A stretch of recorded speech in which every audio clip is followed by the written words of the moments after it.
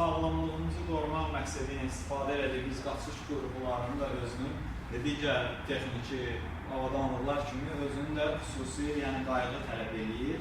Bunlardan biri də qaçış lentinin yağlanmasıdır. Belə ki, qaçış lentini yağlamaq onun istifadə müddətini uzadır. Əks təqdirdə lent yağlanmadığı təqdirdə lentin sürüşkənliyi azalır və sıradan çıxır və beləliklə də qaçış qurğusunun istifadə müddətinin azalmasına səbəb olur.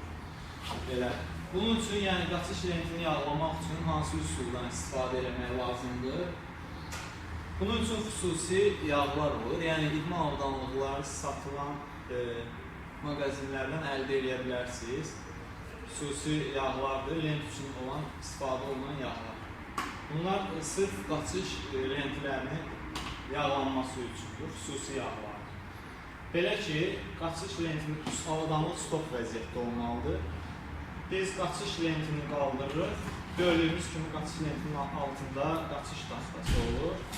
Lenti qaldırırıq, uyğun olaraq bir neçə tərəfdən, həm mərkəzdən, sol və sağ tərəflərdən qaçış lentini yağlayır.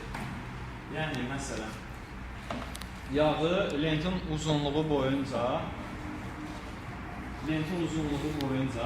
birinci mərkəz hissədən süzürük.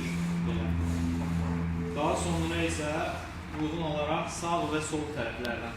Sağ və sol tərəflərdən süzmək üsulu belə istifadə oluna bilər ki, misal üçün ziqzaq şəklində biz bunu yağlaya bilərik bu formada. Çünki nəzərə alsaq ki, qaçış lentinin üzərində yeriyərkən, istifadə edərkən ayağımız həm sol, mərkəz və sağ tərəflərdən istifadə olduğuna görə ayağımızı bunun üzərində bu formada yeriyir. Ona görə də hər tərəfdən lentin altı yağlanmalıdır.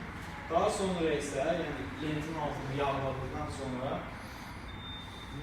minimum bir neçə addım atmaq lazımdır ki, lent hər tərəfdən yayılsın. Əgər addım qoyduqda lent qaçış taxtasına sürtünür və beləliklə o lentin hər tərəfində yağlanmış olur və bu da lentin istifadə müddətini uzadır.